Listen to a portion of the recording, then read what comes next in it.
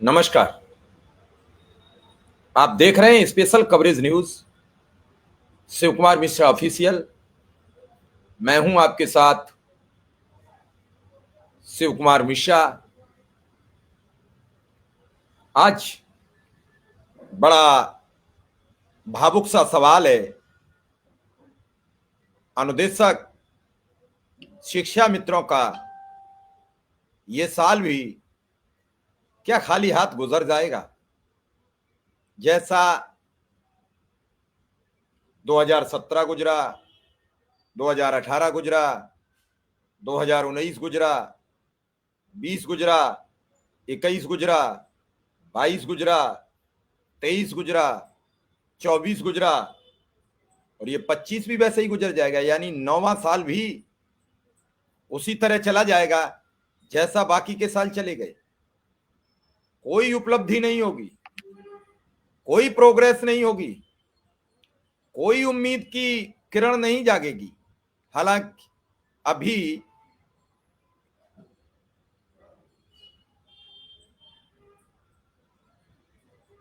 52 दिन बाकी है, 52 डेज बाकी है इस वर्ष के। आज 9 तारीख हो गई। कल से, आज से सभी नेता फ्री हो गए हैं और जो बाकी बचे हैं वो 11 तारीख को फ्री हो जाएंगे, परसों फ्री हो जाएंगे। हालांकि अब मुख्यमंत्री आज से प्रदेश में रहेंगे, अब बिहार जाने की जरूरत नहीं पड़ेगी। आज 5 बजे के बाद चुनाव प्रचार बंद हो गया है। अभी किसी से बात कर रहे थे तो वो तपाक से जवाब देता था कि मुख्यमंत्री से समय मिल नहीं पा रहा है, मुख्यमंत्री जी बिहार चले जाते हैं, कम बातचीत हो पा रही है, बड़ी भारी जिम्मेदारी है। भारतीय जनता पार्टी एन के एन प्रकार बिहार का चुनाव जीतना चाहती है, क्योंकि अगर बिहार हार गए तो केंद्र की सरकार चली जाएगी। और इसी के चक्कर में पूरे देश का भारतीय जनता पार्टी का संगठन, प्रधानमंत्री नरेंद्र मोदी, देश के गृह मंत्री अमित शाह, बीजेपी शासित राज्यों के मुख्यमंत्री, मंत्री, केंद्र के कैबिनेट मंत्री, संगठन के नेता, और एक पद होता है डिप्टी सीएम का जो कहीं संविधान में नहीं है। ये उपज एक समय तब उत्पन्न हुई थी जब देश में प्रधानमंत्री विश्वनाथ प्रताप सिंह बने थे और तब उप प्रधानमंत्री का पद चौधरी देवीलाल को दिया गया। उसके बाद कई उप प्रधानमंत्री बने, लाल कृष्ण आडवाणी भी कुछ समय के लिए उप प्रधानमंत्री रहे और उप मुख्यमंत्रियों की तो लाइन लगी हुई है, कब आए कब चले गए।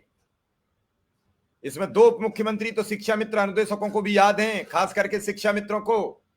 उत्तर प्रदेश के शिक्षा मंत्री रह चुके और उप मुख्यमंत्री दिनेश शर्मा, जिनके नेतृत्व में समिति बनी, कमेटी बनी 2018 में, आज तक उसका परिणाम ही नहीं आया। दूसरे डिप्टी सीएम सबको याद हैं, केशव प्रसाद मौर्य, जो लगातार कह रहे हैं कि शिक्षा मित्रों के लिए मेरे नेतृत्व में एक समिति कमेटी का गठित किया गया और मैंने वो पूरी रिपोर्ट दे दी है। लेकिन इन कमेटियों की रिपोर्टों से क्या निकलेगा? कोई जिन्न? क्या इन कमेटियों की रिपोर्ट सरकार मानने को बाध्य होगी? कई सारे सवाल हैं, कई सारे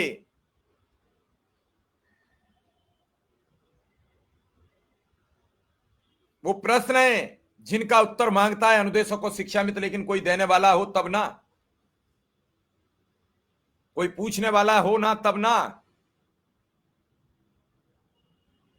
रोज एक शिक्षा मित्र इस दुनिया से चला जाता है, किसी के मन में जरा सी भी संवेदना नहीं जागती जो ये कहे आज मध्य प्रदेश के उन शिक्षक भर्ती वालों अभ्यर्थियों ने एक पोस्ट मुझे टैग की मैंने उस पोस्ट पर 2-4 शब्द लिखे हैं, और वो जाके ट्विटर पर लोग देख लें कि कैसे होता है प्रमोशन, कैसे सवाल किए जाते हैं। और उसके बाद उस पोस्ट पर टूट पड़े हैं लोग, कह रहे थे सर एक बार आप बोलिए, आवाज उठा दीजिए, आपने पहले उठाई तो हमें कुछ न्याय मिला था, एक बार फिर कह दीजिए। हमने कहा चलिए बात करते हैं, पहले पूरा मामला समझाइए। चुनाव था तो कह दिया कि सब कुछ हो जाएगा, चुनाव चला गया, सब बात खत्म हो गई, ठंडे बस्ते में चला गया।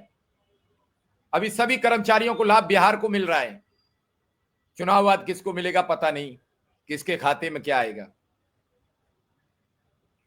अब अगले लाभ के लिए 4-5 राज्य तैयार हैं। पश्चिम बंगाल होगा।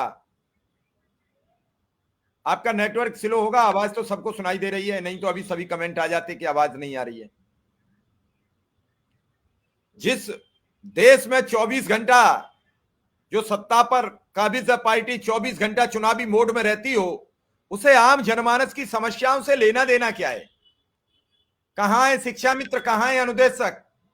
उसे जब सोचने की फिक्र हो, फुर्सत हो, तभी तो आपके बारे में विचार करेगा। और जब कभी फुर्सत मिल जाती है कि विचार कर लिया जाए, तभी वो 2-4 पोस्ट पढ़ लेते हैं तो आपके बारे में फिर मन करता है कि कुछ बोल दीजिए, कह देते हैं, फिर आगे बढ़ जाते हैं। अब इस चुनाव से फुर्सत नहीं होंगे, एमएलसी का चुनाव आ रहा है, उससे पहले पंचायत का चुनाव तैयार है, जिला पंचायत अध्यक्ष बनाने, ब्लॉक प्रमुख बनाने, ग्राम प्रधान बनाने, ताकि संगठन पूरी तरीके से काबिज बना रहे, नहीं तो फिर झारखंड जैसा हो जाएगा। अब समस्या इस बात की है, एक तो बात समझ गया हमें, जिसकी जहां सरकार है वो कैसे चुनाव जीतता है।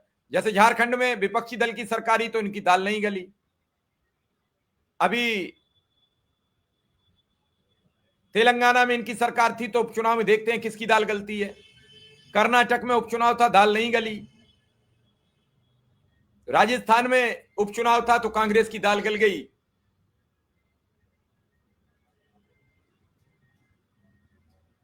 आज की पोजीशन यह है कि शिक्षा मित्र के बारे में या अनुदेशक के बारे में, रसोईया के बारे में, ग्राम पंचायत सहायक के बारे में, या स्वास्थ्य विभाग के उन संविदा कर्मियों के बारे में, आंगनबाड़ी, आशा, इन सब के बारे में तो सरकार तब सोचे जब सरकार चुनावी मोड से निकलकर बाहर आए। डबल इंजन की सरकार है, कहीं ट्रिपल इंजन की सरकार है, और तीनों इंजन जब चुनावी मोड में रहते हैं तो किसकी चिंता और किसकी फिक्र किसे होगी?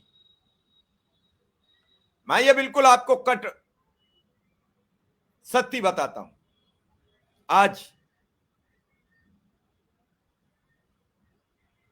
बिहार में चुनाव मुद्दों पर होना था, मुद्दों पर न होकर फिर सीता मैया के सीतामढ़ी पर होने लगा, गन्ने की फैक्ट्री पर होने लगा, और इन्हीं सब पर चलता रहा। मुख्यमंत्री जी ने भी कई जगह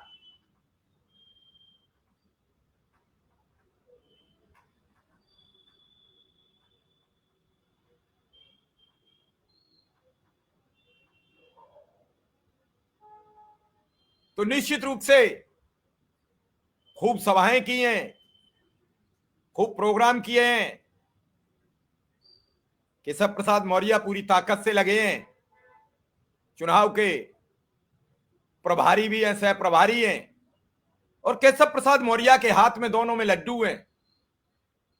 और 14 के बाद कुछ उत्तर प्रदेश में नया हो जाए तो बुरा मत मानिएगा, कुछ बड़े बदलाव हो जाए तो बुरा मत मानिएगा, मंत्रिपरिषद में बड़े फेरबदल हो जाए तो बुरा मत मानिएगा, किस विभाग का कौन मंत्री रह जाएगा, कौन काम करेगा, बुरा मत मानिएगा। कई लोगों के विभाग बदले जाएंगे, कई लोगों को अपदस्थ किया जाएगा। सीएम की कुर्सी सुरक्षित रही तो डिप्टी सीएम कौन नया बनेगा, और सीएम की कुर्सी खतरे में आई तो नया सीएम कौन बनेगा। कई सवाल तैर रहे हैं इस समय राजनीति की सियासत में, कई बड़े उठापटक आने वाले हैं उत्तर प्रदेश की राजनीति में। बिहार का परिणाम तय करेगा कि उत्तर प्रदेश में कैसे चलेगी अगली ये सरकार, और इसका कैसे बदलेगा स्वरूप, कौन बनेगा जिम्मेदार, किसके पंख कतरे जाएंगे, किसको उड़ने की दी जाएगी पूरी रफ्तार। अब देखेंगे बिहार की जनता ने क्या संदेश दिया है। सब लोगों ने अपनी अपनी ताकत लगाई है, सब ने अपने अपने लंबी लंबी फेंकी है। किसकी फेंकना सरकार जनता स्वीकार कर लेगी। लेकिन एक बात, हाँ, बिहार का चुनाव दिल्ली का भविष्य तय करेगा। नीतीश कुमार अगर चुनाव हारते हैं तो दिल्ली की सरकार पर भी बड़ा असर पड़ेगा। जीतते हैं तो मुख्यमंत्री को लेकर जो झगड़ा था वो अब सामने आएगा। अगर नीतीश कुमार सबसे बड़ा दल बने तो नीतीश कुमार के दरवाजे मुख्यमंत्री बनने के खुले रहेंगे।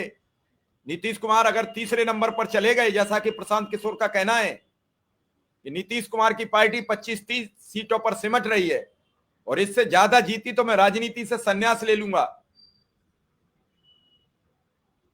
तो पता नहीं है क्या उनके पास आंकड़े हैं, क्या उनके पास खबर है। लेकिन आज रविवार है तो मुझे लगा कि अब प्रचार बंद हो गया, और प्रचार बंद हो गया तो भैया आज थकान उतार लीजिए और कल थकान उतारने के बाद एक बार बेसिक शिक्षा मंत्री से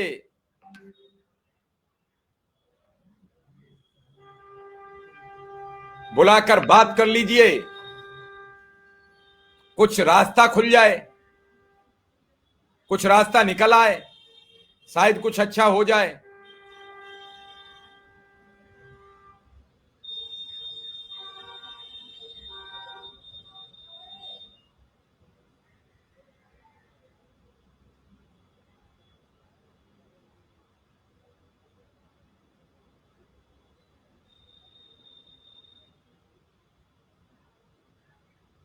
अब राजेश सिंह, आप तो शिक्षा मित्र भी नहीं हो, तो आपको क्या दिक्कत आती है?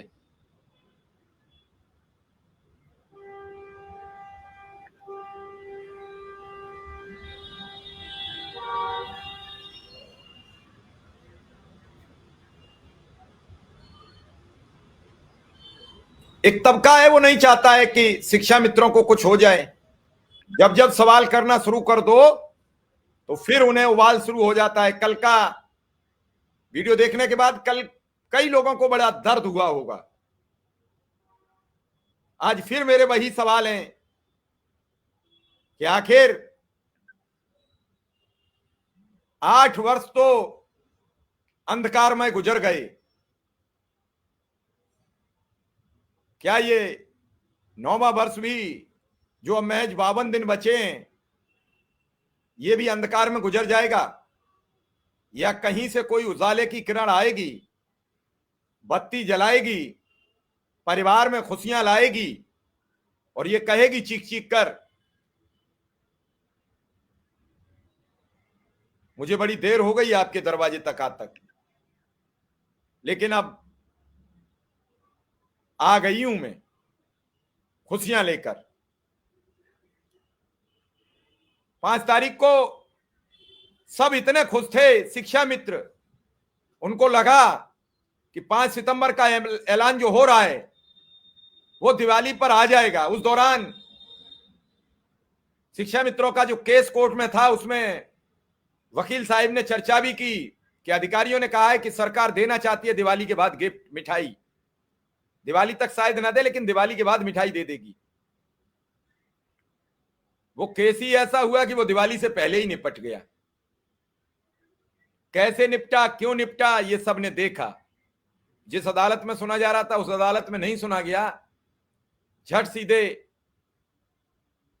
दूसरी अदालत में केस सुना गया। दूसरे जज साहब ने तत्काल उस पर फैसला सुनाते हुए और उन अधिकारियों ने वहां एक एफिडेविट दाखिल कर दिया कि मेरे अधिकार क्षेत्र से ये सब बाहर है। सारा तैयारी, सारी व्यवस्था 1 मिनट में खत्म हो गई और सब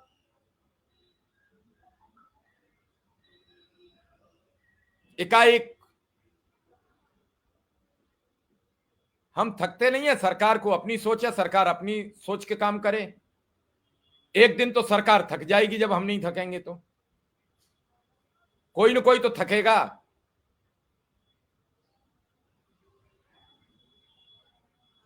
एक आदमी तो थकेगा एक दिन।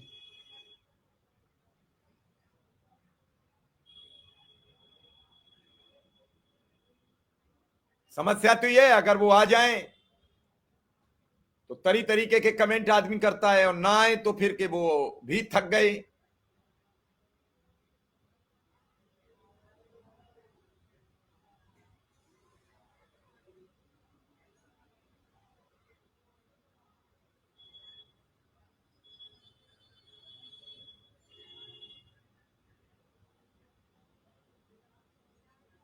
कुल मिला के ये है कि चलो 13 नवंबर तक पता करते हैं। हम तो कह रहे हैं 13 नवंबर का दिन आपकी जिंदगी में खुशहाली ले आए। एक 13-14 नंबर की एक पोस्ट भी मुझे किसी ने शेयर कर दी है, आज खूब जमकर वायरल हुई है। इसका स्रोत ढूंढा गया तो किसी ने स्रोत नहीं बताया। कई ग्रुप्स में भी घूम रहा है, कई जगह चल रहा है।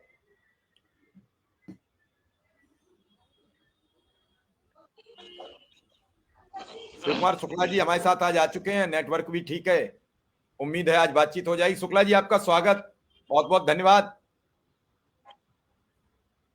आवाज आ रही मिश्रा है? जी बहुत बहुत धन्यवाद जी नमस्कार जी। शुक्ला जी। प्रणाम प्रणाम।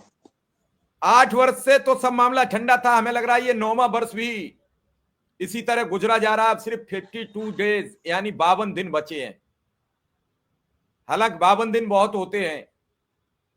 आज 9 नवंबर हो गया, 21 दिन इस महीने के और 31 दिसंबर के, 52 दिन बाकी है। और 8 वर्ष पहले ही गुजर चुके हैं। 9वें वर्ष में बड़ा इंतजार था, क्या ऐसे ही चला जाएगा? सबको बड़ा भरोसा था, सबको बड़ी उम्मीदें थी। कई दिनों से लोग आपसे कुछ बातें करना चाह रहे थे, क्योंकि 2 दिन कल आपके यहाँ दुर्घटना घट गई। जब शाम आप जुड़ने जा रहे थे तो उसी समय आग लग गई, और परसों नेटवर्क इशू काम नहीं कर रहा था। कुल मिलाकर शुक्ला जी क्या कहा जाए, ऐसे ही गुजर जाएगा, कुछ उम्मीद की जाए। हालांकि एक पोस्ट भी वायरल हो रही है, हमें तो उससे कई लोगों ने जब मुझे कहा तो मैंने कहा भैया बताओ तो किसने डाली है, आपके पास भी पहुंच गई होगी, ऐसा नहीं है। ये जो पोस्टें इधर उधर से आती हैं वो सबसे पहले आप और हमारे पास ही भेजी जाती हैं। तहकीकात कर दीजिए क्या है इस पोस्ट का लफ्ज़ जी आप। तो क्या शुक्ला जी ऐसे ही गुजर जाएगा? ये पोस्टें जीने नहीं दे रही आदमी को। मिश्रा जी प्रणाम। जितने भी साथी जुड़े हैं चैनल पर आपके, उनको सबको बहुत बहुत धन्यवाद। और इधर कल और परसों मैंने प्रयास किया लेकिन नेटवर्क प्रॉब्लम के कारण मैं नहीं रह पाया। और कल मैं जुड़ना चाह रहा था कि तब तक हमारे यहाँ एक गांव पे बिजली से आग लग गई थी, और उसमें मैं चला गया तो हमारी आपकी बात हुई। उस समय फोर्स भी उपस्थित थी, फायर ब्रिगेड भी था, काफी जनहानि की संभावना थी, लेकिन सभी लोगों ने मिल करके बचाया। भगवान की कृपा थी तो सब लोग बच गए। मिश्रा जी बड़ा मुद्दा है, और इस पर हम लोगों ने इतना भयंकर संघर्ष किया, इतना मेहनत किया, और उस मेहनत से जाकर के सरकार के लोगों ने भी बात करना शुरू कर दिया। माननीय मुख्यमंत्री जी ने भी कह दिया, मंत्री जी ने भी कह दिया, और तमाम समस्त सिस्टम के बाद भी अभी माननीय मुख्यमंत्री जी लगातार इस विषय पर बात हम लोगों की चल रही है, और माननीय मुख्यमंत्री जी इस पे कोई उचित निर्णय नहीं लिए हैं, और ना ही निर्देश दे रहे हैं कि अधिकारीगण उस पर शासनादेश जारी करें। क्योंकि अभी पिछले सोमवार को हमारी बात आदरणीय डीजी महोदय से हुई, उसके पहले 27 तारीख को हुई थी, डायरेक्टर से भी हुई थी, डीजी से भी हुई थी, और उस दिन डीजी से काफी कुछ बातचीत हुई शासनादेश को लेकर के। और 2 चीजों पर उन्होंने कहा कि सहमति बन गई है, माननीय मुख्यमंत्री जी घोषणा करेंगे आप लोगों के मानदेय वृद्धि की। वो बड़ा मुद्दा है, तो बड़ा मुद्दा है तो जो छोटे मुद्दे उनके पास हैं उसको हल करके वो काम नहीं कर पा रही हैं, उसमें लोगों में कंट्राडिक्टरी पैदा हो गई है। अगर एम एस सुंदरम साहब प्रमुख सचिव थे, वो भी तो एसीएस थे, तो उन्होंने जो आदेश कर दिया, उन्होंने जो प्रस्ताव करा लिया, उन्होंने जो सिस्टम बना दिया, उस पर अब किसको आपत्ति है? हम नहीं समझ पा रहे काहे को आपत्ति है। इस पे बहस हुई। खैर ये सप्ताह बीता, मैं प्रयास में था तो पता चला 9 तारीख के बाद ही आप लोग मिलिए। माननीय मंत्री जी, मुख्यमंत्री जी, सारे लोग, कोई क्षेत्र में है, कोई बिहार में है, कोई चुनाव में है, तो हमने कहा ठीक है। कल मेरी तबीयत थोड़ा अस्वस्थ थी, और हम लोग मंगलवार को मिश्रा जी पुनः शासन में रहेंगे। अभी हमारे महामंत्री जी का भी फोन आया था, हम लोग सब इकट्ठे होकर के बातचीत करेंगे और उसके बाद अगला हम लोग बैठक करेंगे और बैठक में हम लोग निर्णय लेंगे। आज हमारी बात माननीय श्री चंद्र शर्मा जी से भी हुई है, उधर वो व्यस्त थे और अपना जब काम होता है तो बहुत कुछ किसी को नहीं दिखता है। मैं उनका वोट बन रहा था तो वो भी अपने कार्यक्रम में लगे थे, हमसे कहा था 6 तारीख के बाद ही शुक्ला जी हम बात कर पाएंगे, तो 6 तारीख भी बीत गया। अब आज हमारी उनकी बातचीत हुई है तो उन्होंने एक बात कहा है कि अब मैं आज बात करूंगा माननीय मंत्री जी से, उसके बाद आपसे बात करूंगा। मेरा उद्देश्य देखिए साफ है मिश्रा जी, अगर मैं व्यक्तिगत अपनी कोई बात को लेकर के पोस्ट साझा करता हूं तब भी हमारे साथी बहुत उल्टा सीधा जिसके मन में जो आता है लिखता है। अभी आज कुछ साथी लिख रहे थे, हमने अपनी बात रखी थी तो हमने कह दिया कि जिसको जो मन में आए वो कहे, सब स्वतंत्र हैं। क्योंकि आपको उम्मीद हमसे है, हमको उम्मीद आपसे है और हम आपके लिए संघर्ष कर सकते हैं और आप मेरे आह्वान पर इकट्ठा हो सकते हैं, लेकिन मेरे हाथ में शासनादेश जारी करना नहीं है। विगत 2 वर्षों में भी हमने कभी आपको ये नहीं कहा कि आज आपका हो जाएगा, कल आपका हो जाएगा, परसों आपका हो जाएगा, अभी आपका हो जा रहा है, ऐसा मैंने कोई वक्तव्य नहीं दिया। हाँ, प्रयास था मेरा और निरंतर प्रयास था और निरंतर प्रयास हमारा और हमारी टीम का है मिश्रा जी, और आप उसके साक्षी भी हैं और आप उसके समझ लीजिए कि पूरी तरह से आपने जो मेहनत किया है उसको शिक्षा मित्र अगर भूल गए तो हम मानते हैं कि ये किसी के नहीं होंगे। तो हमारे सभी लोग इस उम्मीद पे लगे हैं, चाहे वो शिक्षा मित्र हो, अनुदेशक हो, पूरी ईमानदारी के साथ। मुख्यमंत्री जी के बोलने के बाद सब में एक नई ऊर्जा, नया उत्साह आया था। हम चाहते हैं एक बार मंत्री जी से बैठ के बात हो, उसी पर हमारा काम चल रहा है। अब चूंकि मंत्री जी नहीं मिल पाएंगे, वो उतरौली चले गए, फिर वो अलीगढ़ चले गए और अलीगढ़ से अभी तक मान लीजिए वापस नहीं आए। अभी हमारी बात हुई है कि कल अगर वो हैं तो हम लोग परसों एक बार अपनी टीम के साथ माननीय मंत्री जी से मिलेंगे, अधिकारियों से मिलेंगे और उस यथार्थ को आपके बीच में रखेंगे और उसके बाद अगले बैठक की डेट तय करेंगे, पूरे प्रदेश के साथियों को बुलाएंगे, जो भी होगा सामूहिक निर्णय होगा, पटल पे होगा, ऑन स्पॉट होगा और सभी के हित को देखते हुए अगले विजन को, अगले निर्णय को लेंगे और माननीय श्री चंद्र शर्मा जी को भी हम विश्वास में रख करके आगे बढ़ने का काम करेंगे। अब आज हमारी बात हुई है तो हमें उम्मीद है कि हम कल पुनः उनसे सुबह बात करेंगे कि क्या उनकी बातचीत हुई कि नहीं हुई। अभी 1 घंटा पहले हम लोग बात किए हैं। मिश्रा जी, मैं भी चाहता हूं कि कोई या तो हल निकल जाए या तो हमारा भला हो जाए, और अगर नहीं होता है तो हम जो राह पकड़ेंगे फिर उस राह से लौट करके हम समन्वय स्थापित नहीं कर पाएंगे, हमारा संवादहीनता हो जाएगी और उसके बाद जितनी भी मेहनत की गई है, चाहे मेरे द्वारा चाहे किसी के भी द्वारा, वो सभी मेहनत एकदम से रखी रह जाएगी और फिर हम लोग दूसरे रास्ते पर, दूसरे ट्रैक पर चले जाएंगे। तो अभी एक बार हम किसी को कहने का अवसर नहीं देंगे। हम पूरी ताकत के साथ, पूरी मेहनत के साथ, अपने सभी साथियों के साथ सबसे आग्रह करते हुए जो भी कहना हो आप मुझे कहिए। मैं एक बार फिर माननीय मुख्यमंत्री जी और मंत्री जी से मिलने के बाद प्रयास करके, और जब कोई रास्ता नहीं दिखेगा तो फिर हम लोग अगला रास्ता सोचेंगे, आप सबसे राय विचारेंगे। रही बात 8 साल की, तो 8 साल में 5 साल संघर्ष में शून्य था। पिछला 2 साल ही हम लोगों का संघर्ष में। शिक्षा मित्रों को पुनः बहुत बहुत बधाई देते हैं कि जब भी हमने आह्वान किया, जब भी उत्तर प्रदेश प्राथमिक शिक्षा मित्र संघ ने अपनी बात रखने की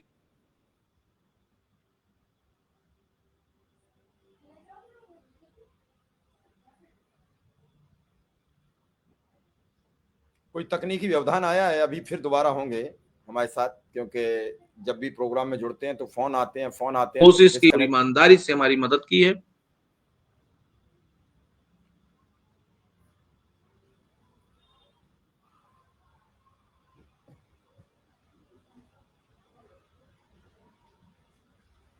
स्नेह और आशीर्वाद मिलता रहे, शिक्षा मित्रों का सहयोग पूरा भरपूर है, आगे भी रहे। एक निवेदन करूंगा,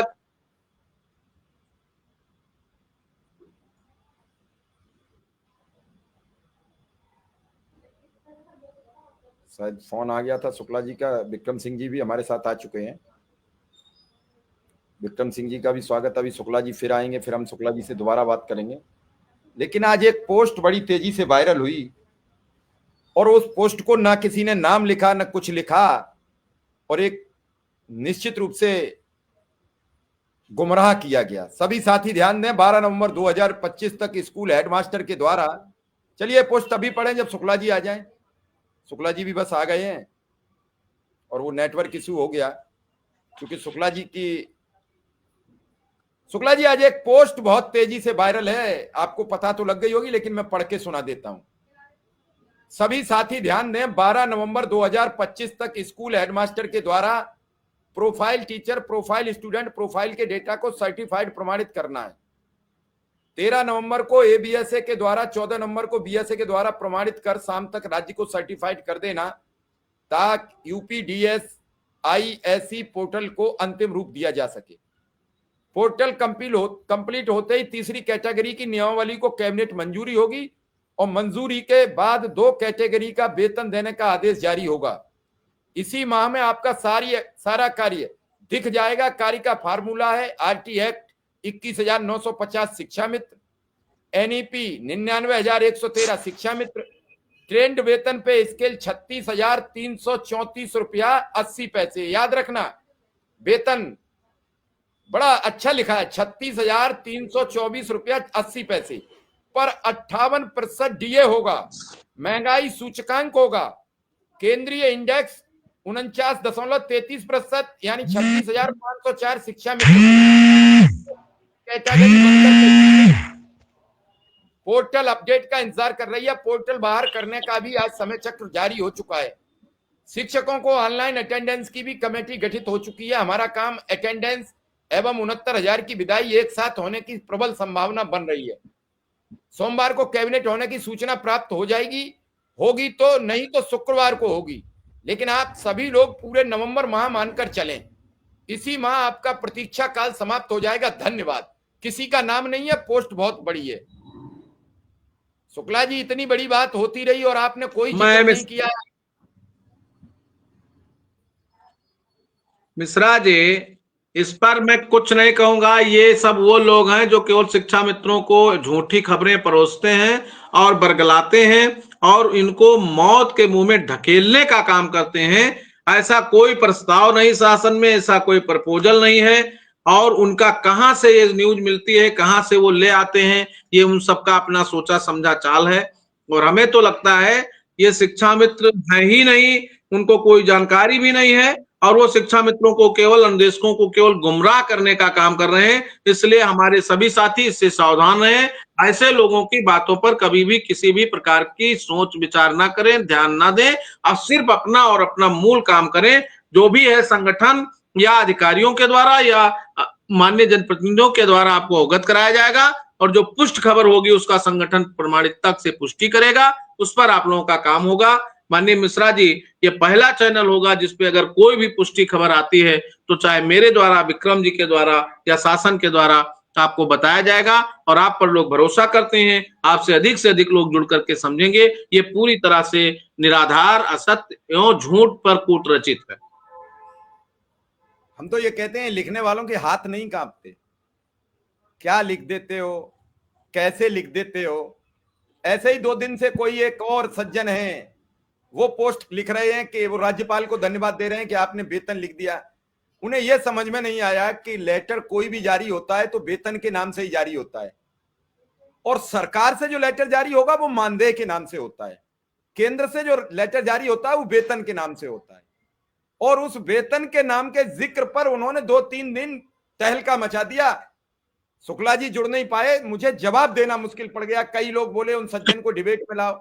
मैंने कहा जिसके पास तथ्य नहीं है उसे लाके क्या करूंगा। विक्रम सिंह आ गए हैं, तब फिर मैं आपके पास आता हूं। विक्रम सिंह जी, कोई आपकी नहीं बता रहा है, यहां तो हो गई तय सैलरी तो 8 अक्टूबर को शायद बैठक थी, मुझे याद है सही तो शुक्ला जी बता देंगे, आप लोग बता दोगे। 8 अक्टूबर 2024 को बैठक हुई थी, उसके तीसरे दिन भी सैलरी आ गई थी निकल के।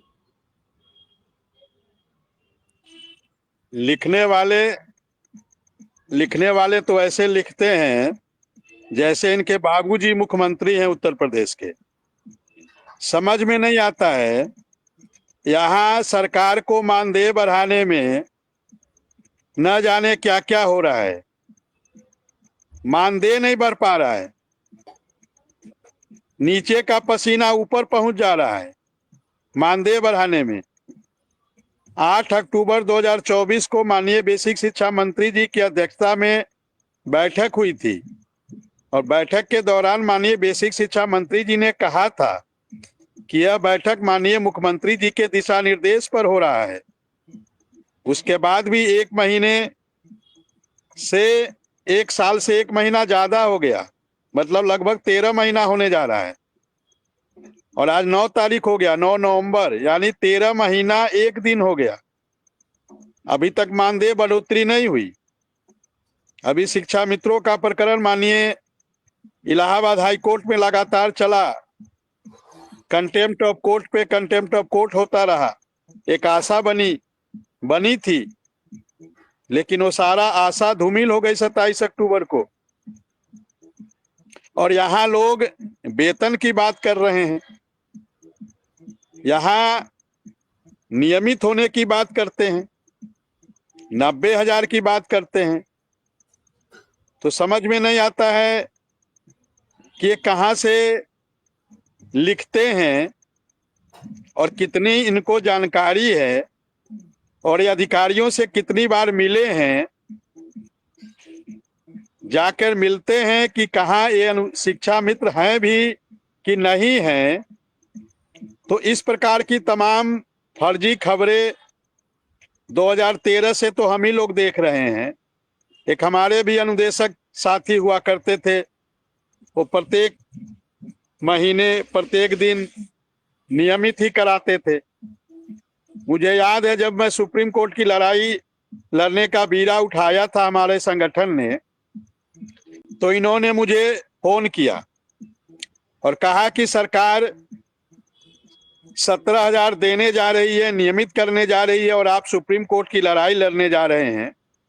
और इन्होंने मेरे खिलाफ, उस समय विजय किरण आनंद जी महानिदेशक हुआ करते थे, पहले तो इन्होंने मौखिक शिकायत किया था, फिर इन्होंने लिखित शिकायत किया था और इसी उत्तर प्रदेश के 238 अनुदेशकों ने उस पर सहमति दिया था, जिसमें बहुत सारे लोग ऐसे भी हैं जो इस समय हमसे जुड़े हुए हैं, हमारे पदाधिकारी हुआ करते हैं और इन्होंने हमारे खिलाफ साजिश रची थी और कि अनुदेशक नियमित होने जा रहा है और आप सुप्रीम कोर्ट की लड़ाई लड़ने जा रहे हैं। मैंने कहा जी, ड्रीम लॉन है क्या? ड्रीम लॉन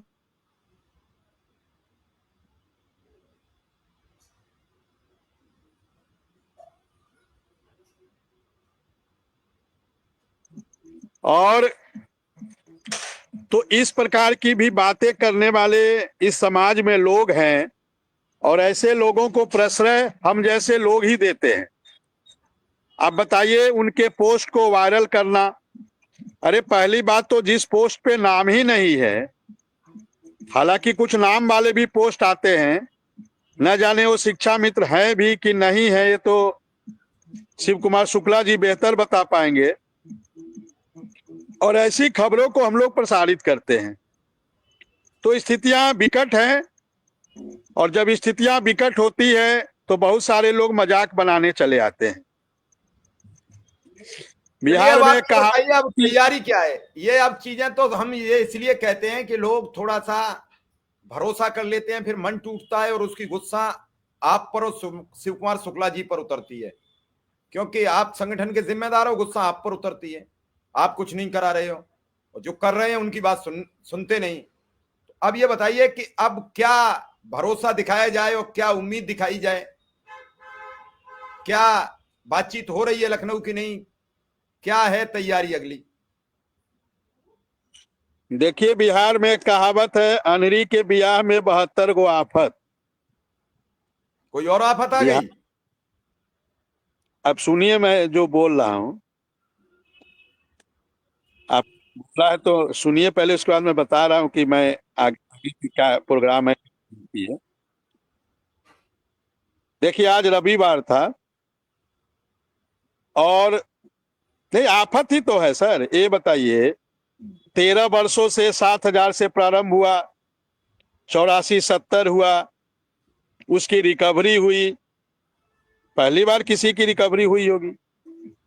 84-70 से 7,000 हुआ, फिर बीच में 2022 जब विधानसभा चुनाव चलिए था। चलिए, ये बातें छोड़िए, सरकार ने कैसे मैनेज कर लिया है आपने? बहुत लोग हमसे ये पूछते हैं कि विक्रम सरकार ने मैनेज कर लिया है, तो विक्रम सिंह को क्या दे दिया सरकार ने? मैनेज कैसे हुए? क्या सौदा हुआ है? क्या तय हुआ है? कुछ तो बताइए। इस धरती पे कोई ऐसा प्राणी नहीं बना है जो विक्रम सिंह को मैनेज कर पाए। इस धरती की बात मैं बता रहा हूं, उत्तर प्रदेश और भारत की बात नहीं बता रहा हूं, मैं इस धरती की बात बता रहा हूं सर। विक्रम सिंह को कोई मैनेज नहीं कर पाएगा। विक्रम सिंह ने हर उस रणनीति पे काम किया है। देखिए, मैंने उस रणनीति पे भी काम किया है, और जब मैं देखा कि उस रणनीति पे जब काम नहीं हो पा रही है, सफलता नहीं मिल पा रही है, तब जाकर हमने अपनी रणनीति को थोड़ी बदली है। और बदली है तो इसका ये मतलब नहीं है कि विक्रम सिंह मैनेज हो गए हैं। मैं फिर कह रहा हूं, इस धरती पे कोई ऐसा व्यक्ति नहीं है जो विक्रम सिंह को अनुदेशक के मुद्दे पे मैनेज कर पाए। किसी और मुद्दों पे मैनेज कर सकता है, किसी और मुद्दे पे विक्रम सिंह आत्मसमर्पण कर सकते हैं, किसी और मुद्दे पे समझौता कर सकते हैं। लेकिन आज मैं फिर आपके चैनल पे जिम्मेदारी पूर्वक कह रहा हूं सर, जिन लोगों के मन में इस प्रकार की शंकाएं चल रही है, वो इस बात को जान ले कि इस धरती पे कोई ऐसा प्राणी नहीं है जो अनुदेशक के मुद्दे पे विक्रम सिंह को मैनेज कर पाए। और विक्रम सिंह मैनेज नहीं हुए हैं।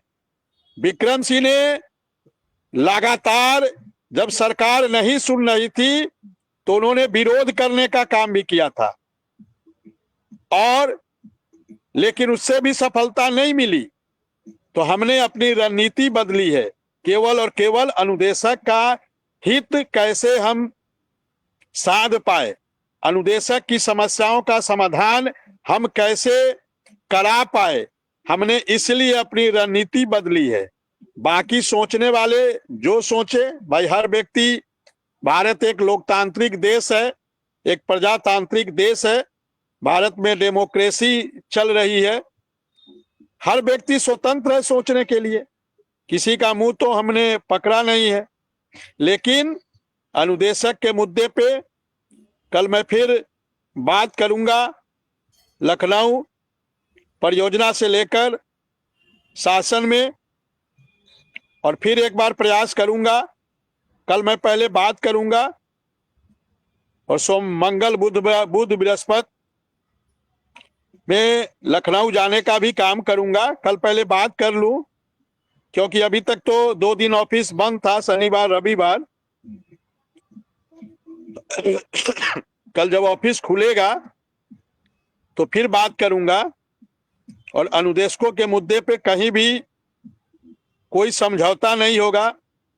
अनुदेशकों के मुद्दे पे कहीं कोई मुझे खरीद नहीं सकता है, और अनुदेशकों के मुद्दे पे कभी भी विक्रम सिंह बिकने का काम नहीं करेंगे। और कल मैं बात करूंगा। कल बात करने के बाद मंगल बुध में लखनऊ जाऊंगा। लखनऊ जाकर एक बार फिर से जिम्मेदार अधिकारियों से बात करूंगा कि अनुदेशकों की समस्या, उत्तर प्रदेश सरकार को सारी समस्या केवल और केवल अनुदेशकों के लिए ही है, सारी और सबका काम हो, अनुदेशक का काम न हो। ये केवल अनुदेशक ही एक ऐसा प्राणी है जिसको लेकर सरकार को सबसे ज्यादा दिक्कत है, सबसे ज्यादा समस्या है। इन सब चीजों को लेकर मंगल बुध में लखनऊ जाऊंगा। चलिए, और जाइए बात कीजिए, कल कुछ बात कीजिए फिर बताइए। कल सोमवार है, ऑफिस खुलेंगे, कुछ जानकारी करिए और अच्छी बात कुछ शाम तक बताइए। कल कोर्ट का भी पता करिए क्या रहेगा। और इसी के साथ फिलहाल आप भी कहीं रास्ते में ही हैं, तो आप भी अपना काम देखिए, और रविवार का दिन है, आप सबका आभार, दर्शकों का भी बहुत बहुत आभार, शिव कुमार शुक्ला जी का भी आभार, लेकिन नेटवर्क उनका चला गया। कोशिश करेंगे कि कल फिर एक बार बात आपसे कराएं। कल सोमवार को ये लोग बात करेंगे, कल एमएलसी जी से भी बात होगी, तो देखते हैं क्या होता है। फिलहाल धन्यवाद, नमस्कार।